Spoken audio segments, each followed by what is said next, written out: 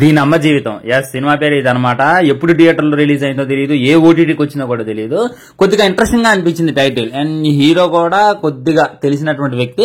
ఇక దాంతో సినిమా ఏ విధంగా ఉంటుందో అని చెప్పి స్టార్ట్ చేసావయ్యా. నిజంగా నీరసం, నిద్ర అన్ని వచ్చేసాయి అనమాట.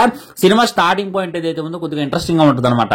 పెళ్లి అంటాడు, పెళ్లి తర్వాత జీవితం అంటాడు, జీవితం నరకం అంటాడు, నరక యాత్ర అంటాడు. ఊరిని అమ్మ ఇదేదో కనెక్ట్ అయ్యేటట్టుంది కదా, ఇదేదో సారుచారు సినిమా లాగా ఉంది కదా. ఓకే, హీరో హీరోయిన్స్ పక్కన పెట్టండి, వాళ్ళకి యాక్టింగ్ రాదు, నేనైతే ఇది ఒప్పుకుంటా. కానీ కథలో ఏమైనా పట్టుందేమో, సినిమాలో ఏమైనా దమ్ముందేమో అని చెప్పి సినిమా అయితే స్టార్ట్ చేసే భయ్యాక ఫస్ట్ 10 నిమిషాలకి వాంతులు, విరోచనాలు, తలకాయ నొప్పి అన్ని కలగట్టుకొని వచ్చేస్తాయి అనమాట.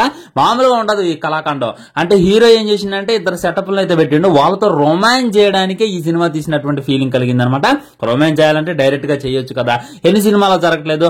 అలాంటిది ఇద్దరిని సెటప్లు పెట్టడం ఏందో, వాళ్ళ దగ్గర కోసేపు ఉండడం ఏందో, వీళ్ళ దగ్గర కోసేపు ఉండడం ఏందో, మధ్య మధ్యలో వాళ్ళ అమ్మా నాన్నని ఇన్వాల్వ్ చేయడం ఏందో, వాళ్ళ అమ్మా నాన్న వచ్చి నీకు గెలకడం ఏందో, ఏం బాబు ఇది సొంత ఇల్లేనా అంటాం ఏందో, కాదు ఇది అద్దిల్లు అంటాం ఏందో, నువ్వు సంపాదించిన మాట ఏందో, వాము ఎలాంటి సినిమా కూడా తెస్తారా అనేటటువంటి ఫీలింగ్ కలిగింది ఫ్రెండ్స్. మొత్తం మీనింగ్లెస్ గా ఉంటుంది అనమాట.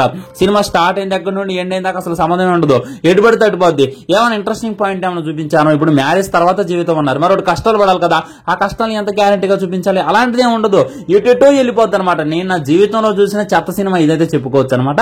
దీని అమ్మ జీవితం కాదు, దీని అమ్మ సినిమా అనేటటువంటి ఫీలింగ్ అయితే నాకు కలిగింది. నేను చెప్పేటటువంటి సలహా ఏంటంటే అటు వైపు కూడా వెళ్ళమాకండి.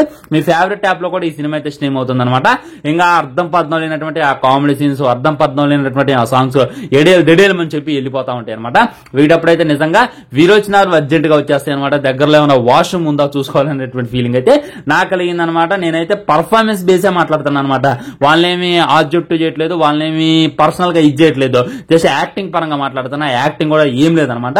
సినిమాలో కథ లేదు, కంటెంట్ లేదు, ఏదో ఒకరితో రొమాన్స్ చేయాలి, ఒకరితో ఇలా డొల్లి చేయాలి, మా దగ్గర డబ్బులు ఉన్నాయి, సినిమా దిగాలి అనే విధంగా తీసినటువంటి ఫీలింగ్ అయితే 100% కలిగింది ఫ్రెండ్స్. ఇది దీని అమ్మ జీవితం. ఫస్ట్ టైటిల్ ట్రాక్ అయినా, ఫస్ట్ ఇంట్రడక్షన్ అయినా వేరే లెవెల్ ఉంటుంది అనమాట.